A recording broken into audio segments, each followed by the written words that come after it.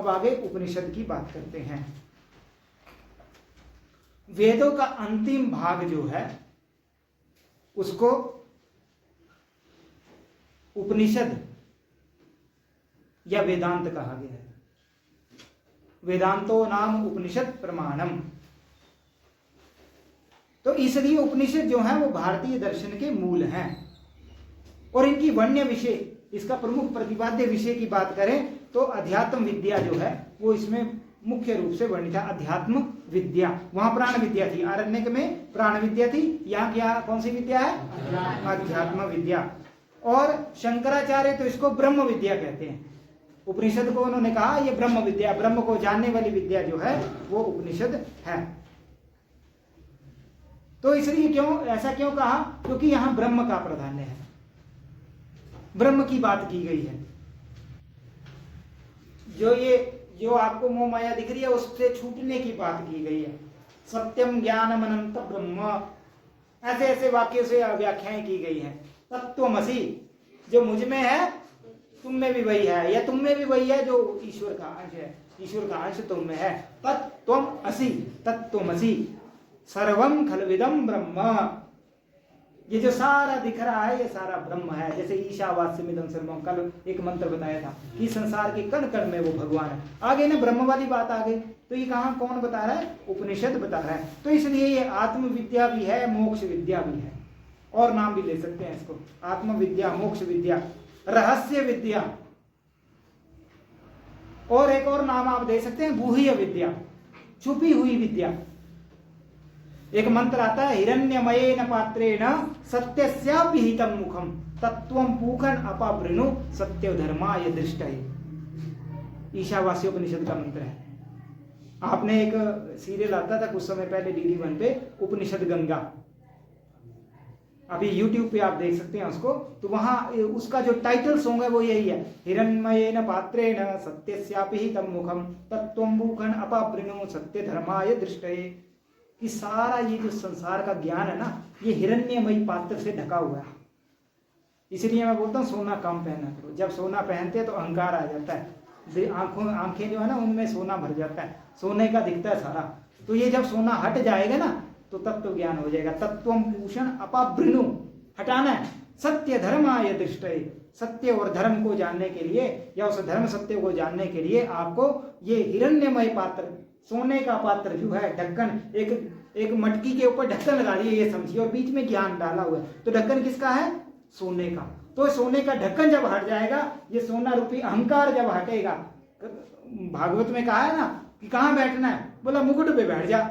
कलयुग को बोला, तो वो सोने में तो कलयुग बैठा हुआ है, तो कलयुग का स्थान ही सोना है। तो इस सोने रूपी, ये अज्ञान रूपी जो सोना है, ये जब हट जाएगा तो फिर आपको तत्व ज्ञान हो जाएगा। इसलिए इसको गुह्य विद्या भी कहा है, छुपी हुई विद्या भी कहा है। मुक्ति का उपनिषद जो है उसके अनुसार उपनिषदों की संख्या, देखो संख्या के विषय में थोड़ा विवाद है, उपनिषदों की संख्या के विषय में। तो मुक्ति का उपनिषद में इसकी 108 संख्या बताई है, लेकिन मैंने 161 का नाम तो मैंने भी पढ़ा है। तो ईशादि 9 उपनिषद, ईशादि उपनिषद 10 उपनिषद हैं। ईशादि 9 इसलिए ध्यान आ रहा है क्योंकि ईशादि 9 उपनिषद एक गीता प्रेस की किताब भी है। तो ईशादि 10 उपनिषद जो हैं वो प्रमुख माने गए हैं। और इन्हें प्रमुख क्यों माना गया? कारण होना चाहिए। प्रयोजनम अनुद्देश्य न मंदोपि प्रवर्तते। तो इसका कारण है कि शंकराचार्य ने इन 10 पे भाष्य लिखा है। एक श्लोक आपको याद करना पड़ेगा, मेरे पीछे बोलेंगे। ईश के न कट्ठ प्रश्न, ईश के न कट्ठ प्रश्न, मुंड मांडुक्य तित्तिरः, मुंड मांडुक्य तित्तिरः, छांदोग्य ऐतरेयं च, छांदोग्य ऐतरेयं च, बृहदारण्यकं तथा, बृहदारण्यकं तथा, ईश के न कट्ठ प्रश्न, ईश के न कट्ठ प्रश्न, मुंड मांडुक्य तित्तिरः, मुंड मांडुक्य तित्तिरः, ऐतरेय छांदोग्य ऐतरेयं च बृहदारण्यकं तथा कहीं कहीं छांदोग्य ऐतरेयं च ऐसा भी है और कहीं कहीं ऐतरेयं छांदोग्य च ऐसा भी है। तो भेद आपको दिखेगा, लेकिन प्रमुख रूप से पहला क्या आया, ईश। ईश से ईशावास्योपनिषद, केन केनोपनिषद, आगे कठोपनिषद, उसके बाद प्रश्न प्रश्नोपनिषद, मुंड मुंडकोपनिषद, आगे है मांडुक्योपनिषद, तित्तिर तैत्तिरीयोपनिषद, इसके बाद छांदोग्योपनिषद, उसके बाद ऐतरेय उपनिषद और बृहदारण्यक उपनिषद। तो इस तरह से हमारे पास जो है वो प्रमुख रूप से 10 उपनिषद जो है हमें प्राप्त होते हैं अर्थात उपनिषद तो कई हैं, लेकिन 10 पे जो है वो शंकराचार्य ने भाष्य की है, व्याख्या की है।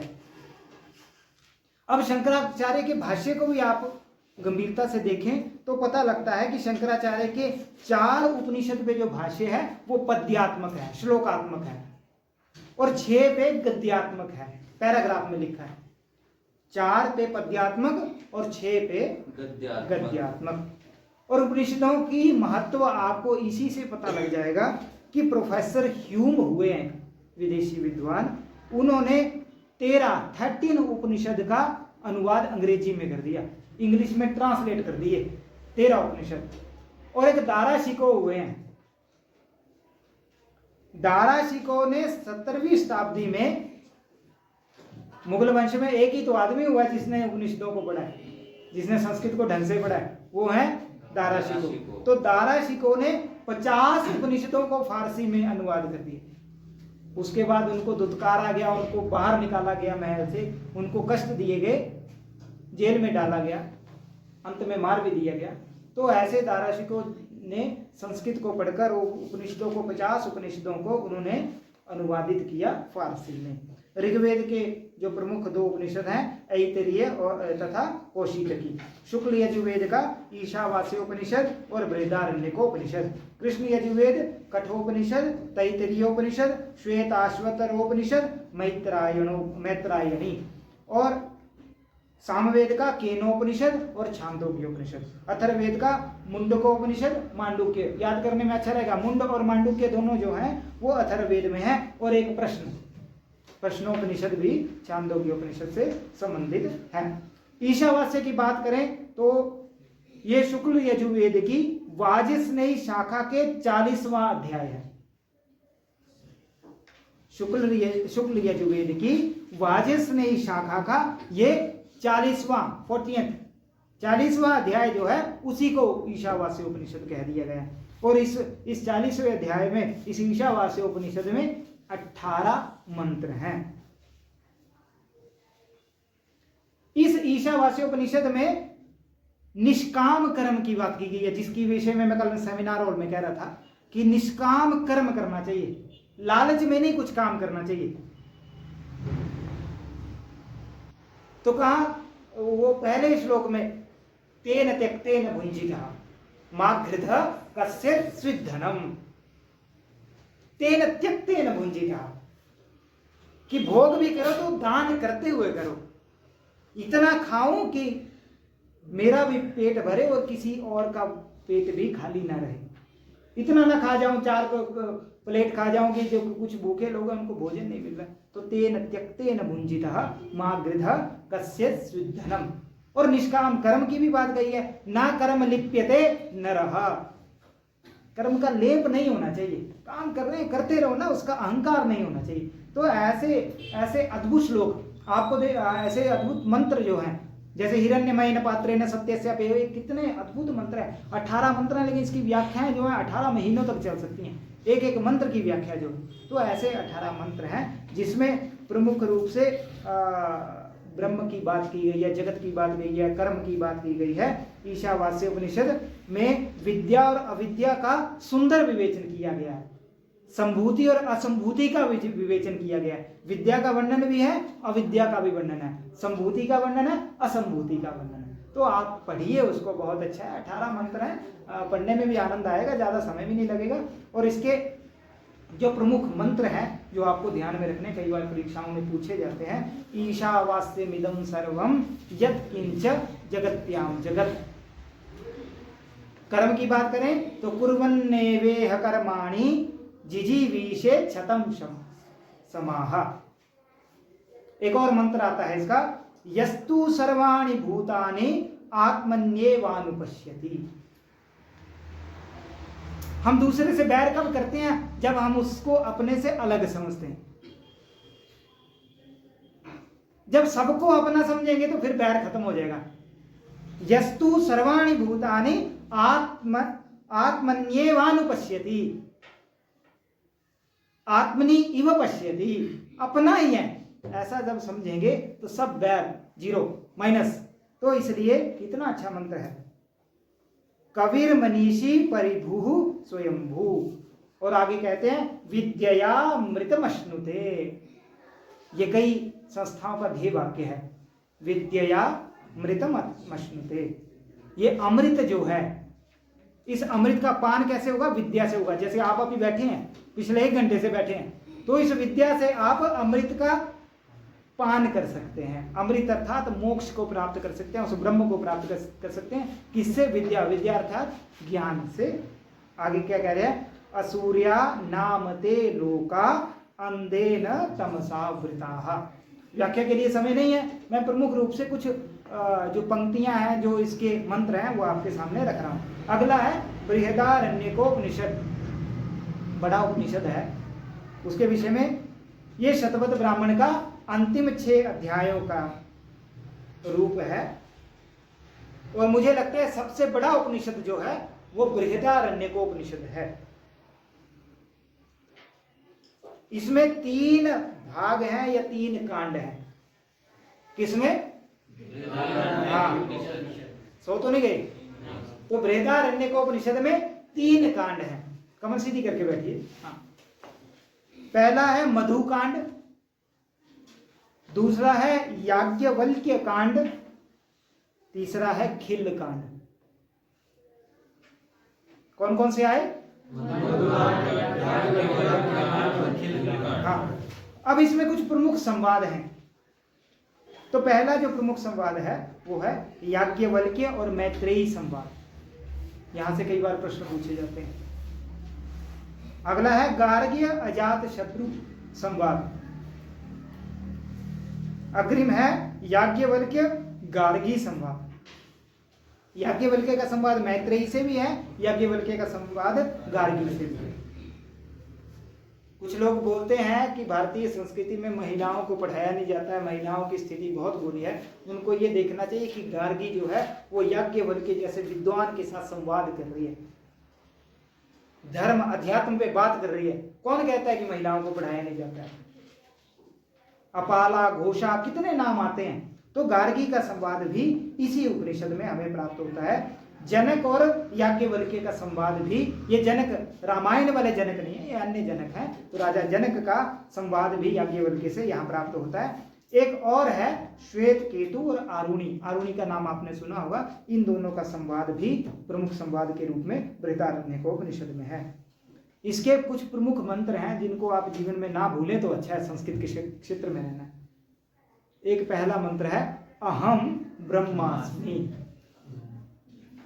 जब कभी जीवन में फ्रस्ट्रेशन आ जाए, दुख आ जाए, तो ये सोचना है कि अहम ब्रह्मास्मि, मैं दुखी नहीं हो सकता, मैं उस ब्रह्म का अंश हूं। मैं दुखी हो गया तो वो ब्रह्म भी दुखी हो जाएगा।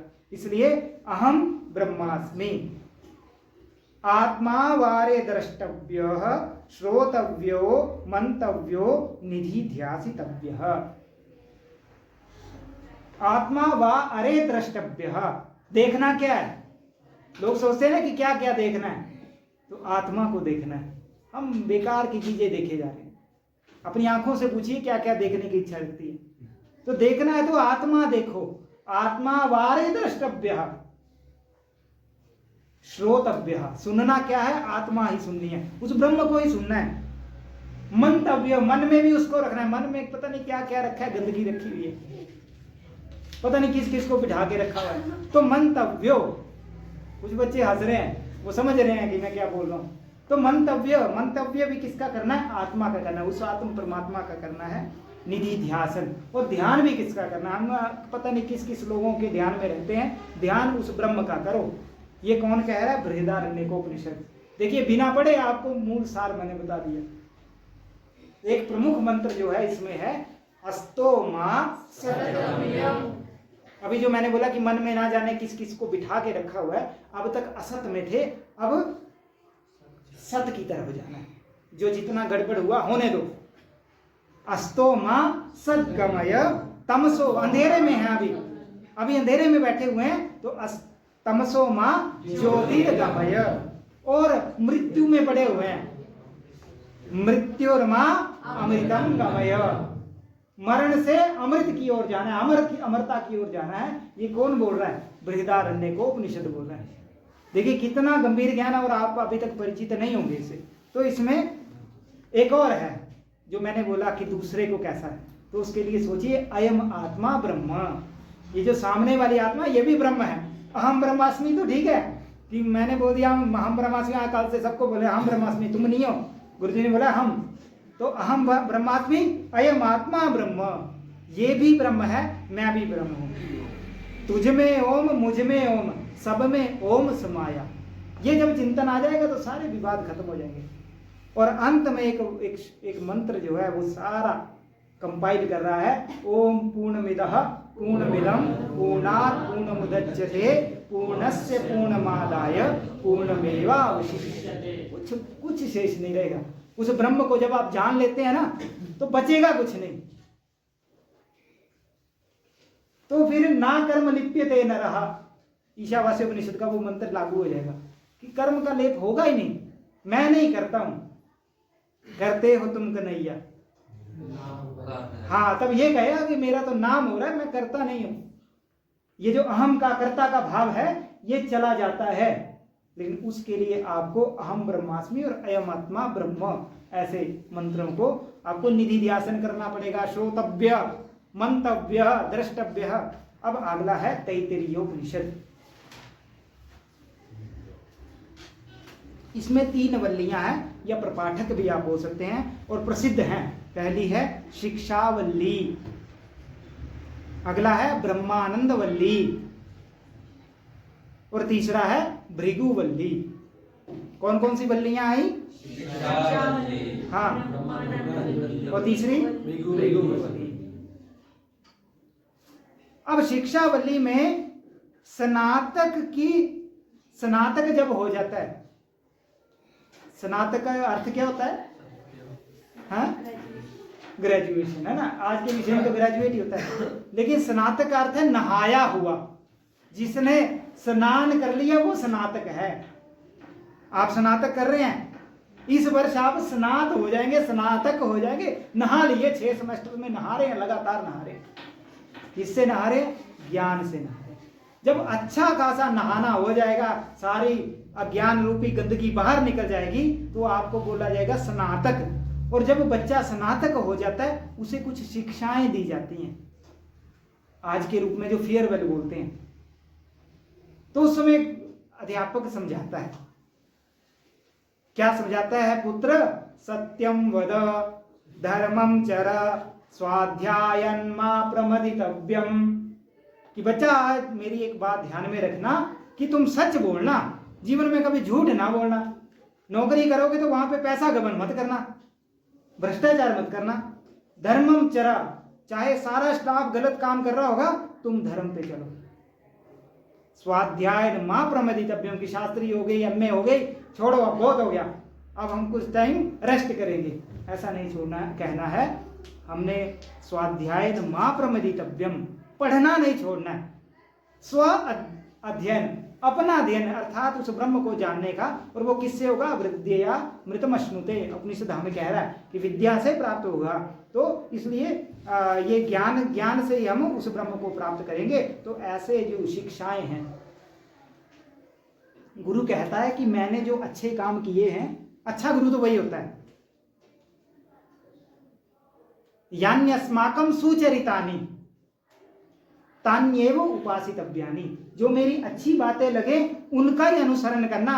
नो इतराणी, हो सकता है गुरुजी सिगरेट पीते हो, गुरुजी दारू पीते हो, तो वो उन बातों का अनुसरण नहीं करना। गुरुजी में हो सकता है कोई गलत बात भी हो सकता है गुरुजी बहुत क्रोध करते हैं। किसी को पूछा कि आप इतना क्रोध क्यों करते हैं, हमारे गुरुजी भी करते थे इसलिए हम भी करते हैं, बड़े विद्वान थे।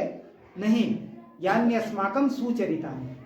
गुरु यहाँ पे गुरु क्या कहता है कि जो मेरी तुम्हें अच्छी बातें लगती हैं केवल उनका ही अनुसरण करना, नो इतरानी। कितना अच्छी बातें होगी, हमें बाहर क्यों जाना है, अपने उपनिषदों को पढ़ लें तो बहुत भय है। और हम क्या देख रहे हैं, बेकार की चीजें देख रहे हैं।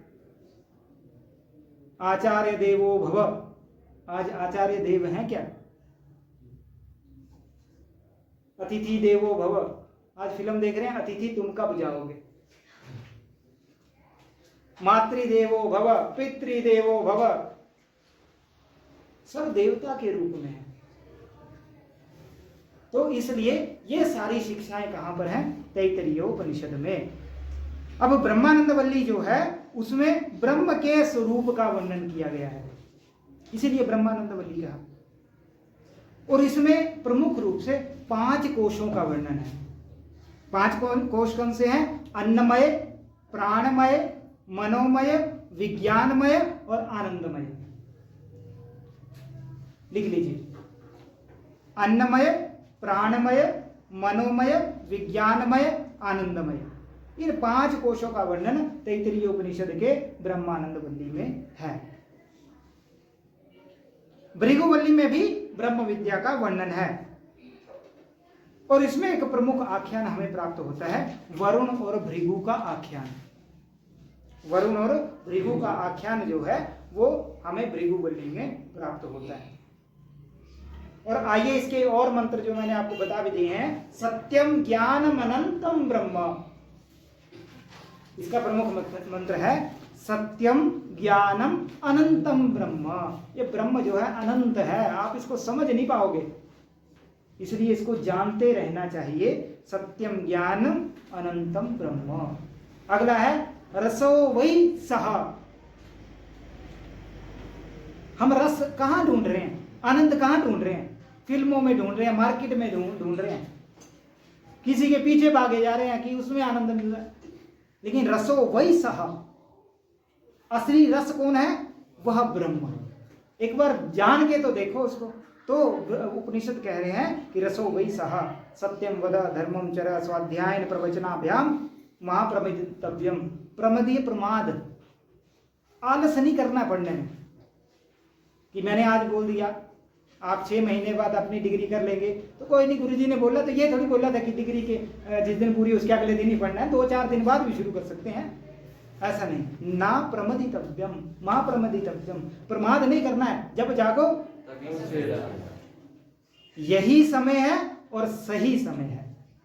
ये बात हमेशा याद रखनी है कि यही समय है और सही समय है। तो इसलिए मातृदेवो भव, पितृदेवो भव, आचार्य देवो भव, ये भी इस उपनिषद में हमें प्राप्त होता है। अगला है कठोपनिषद। कृष्ण यजुर्वेद की कठ शाखा से संबंधित ये उपनिषद है जिसको कठोपनिषद कहा गया।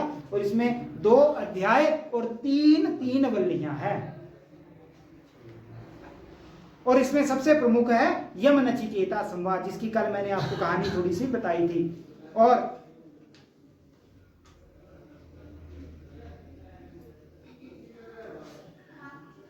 नचिकेता जो है यम से 3 वर मांगते हैं। पहला वर कि मेरे जो पिताजी मेरे पे क्रोधित हो गए थे, कल बताया था ना, पिता ने कहा जाओ मैं तुम्हें मृत्यु को देता हूं, तुम्हें दान करता हूं। तो बोला पिता की कोप शांति हो जाए। ये जो क्रोधित है मेरे पिताजी, भूमि लोक में पृथ्वी लोक में पिताजी को गुस्सा छोड़ाया हूं मैं, वो उनका कोप जो है वो शांत हो जाए। दूसरा उन्होंने वर मांगा कि आप मुझे स्वर्ग को दिलवाने वाली अग्नि विद्या के बारे में बताएं। और तीसरे वर में उन्होंने कहा कि हमें आत्म तत्व का ज्ञान दीजिए, ये जो ब्रह्म तत्व है इसका ज्ञान हमें दीजिए। हे यम, सुना है कि आपको सारा, आप तो मृत्यु के ज्ञाता हैं, और जिसको मृत्यु का पता उसको तो सब कुछ पता, सब मरने से तो डरते हैं। तो कहते हैं कि ये यम कई वो तो बाहर बैठे रहे थे, जब तक बोला यम नहीं आएंगे धरना देके बैठ गए थे, जब तक यम मेरे उत्तरों का जवाब नहीं देंगे मैं वापस नहीं जाऊंगा। तो इसलिए 3 उन्होंने प्रश्न पूछे थे। इस उपनिषद में ब्रह्म प्राप्ति के साधन को बहुत ही अच्छी तरह से बताया। और एक मंत्र बड़ा अच्छा आता है, आत्मानं रथिनं विद्धि, बोलिए, आत्मानं रथिनं विद्धि शरीरं रथमेव तु, शरीरं रथमेव तु बुद्धिं सारथिं विद्धि, बुद्धिं सारथिं विद्धि मनः प्रगहमेव च, मनः प्रगहमेव च। बोला आत्मा जो है, बड़ा अच्छा देखो, वैसे तो कहते हैं उपमा कालिदास से, लेकिन यहां भी सुंदर उपमा दी गई है। आत्मा रथिनम विद्धि, एक रथ है, उसमें रथी कौन है? आप एक अब अपने मन में एक फोटो बना लीजिए, एक रथ है और उसमें रथी जो योद्धा है वो कौन है? आत्मा। आत्मा रथिनम विद्धि शरीरम रथमेव तु, रथ क्या है? ये शरीर, इस शरीर के ऊपर एक आत्मा बैठी हुई है।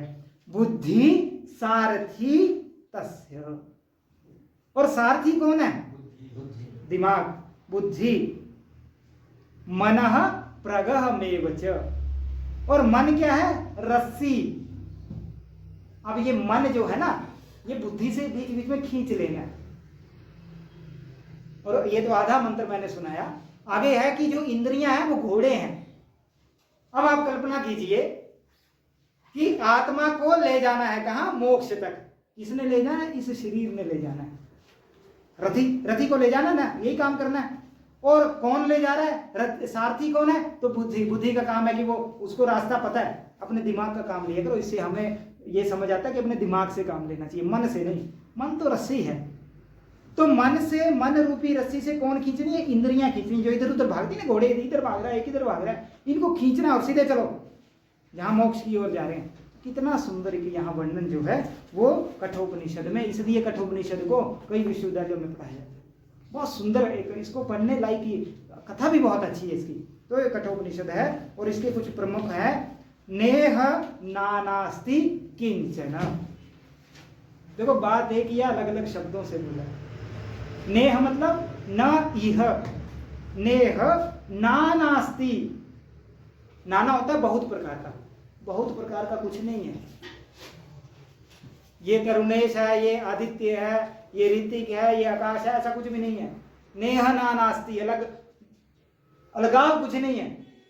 नेह नानास्ति किंचन, कुछ अलग नहीं है। अयम आत्मा ब्रह्म, सब में एक ब्रह्म है। तो नेह नानास्ति किंचन, एक बहुत, आप बच्चों के लिए बहुत अच्छी पंक्ति है, बहुत अच्छा मंत्र है। उत्तिष्ठत जाग्रत प्राप्य वारान निबोधत, स्वामी विवेकानंद जी ने ये पंक्ति बोली थी।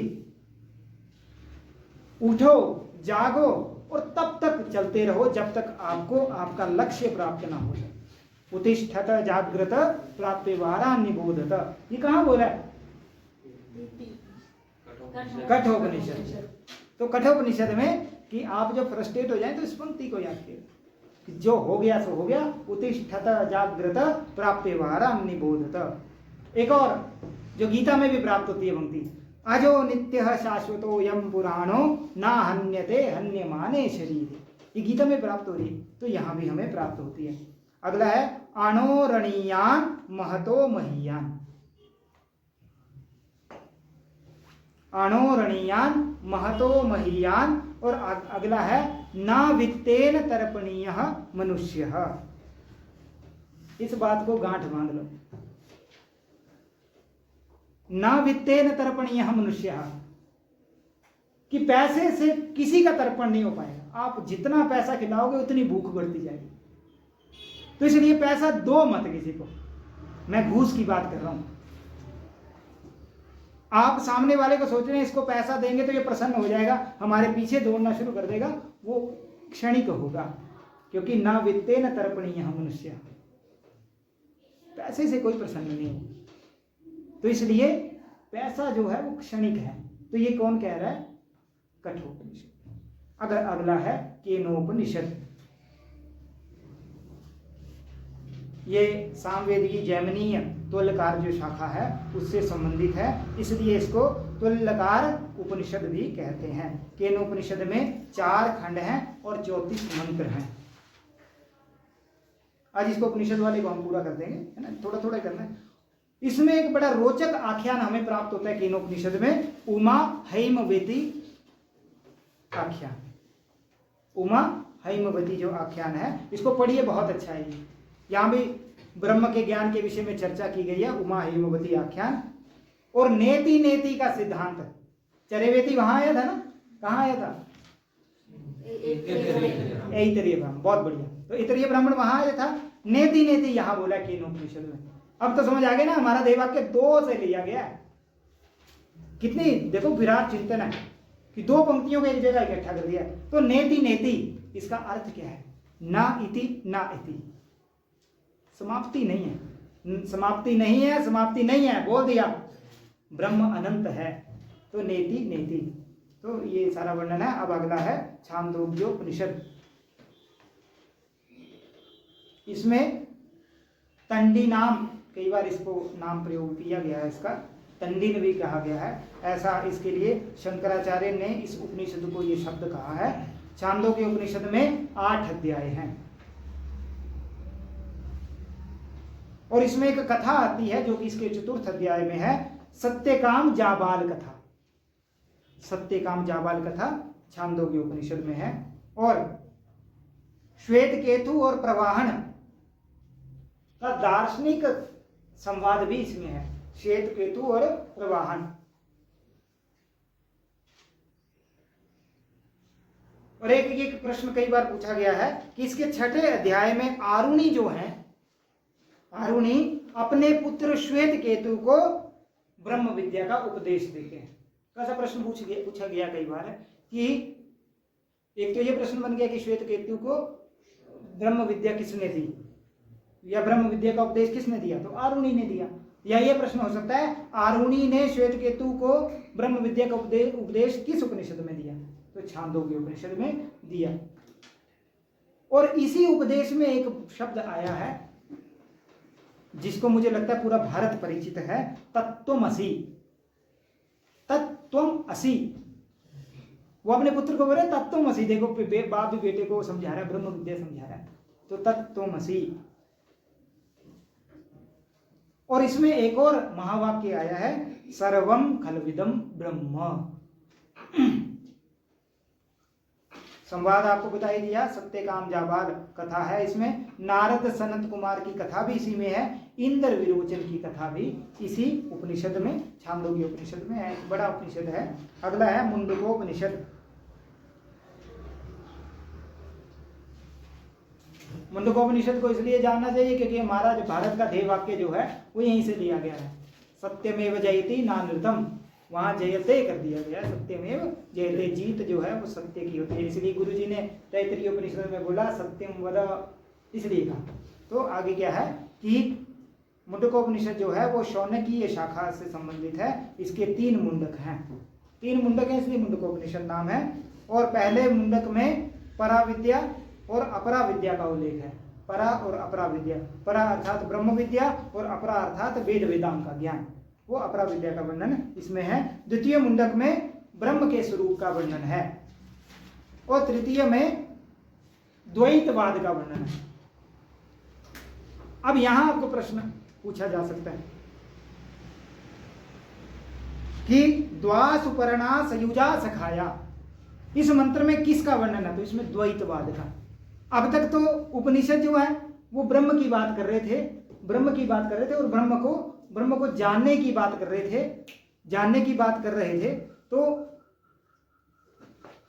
उसमें ब्रह्म को जानने के लिए अलग अलग मंत्र बताए गए थे, लेकिन यहां क्या है, द्वैतवाद की चर्चा की गई है।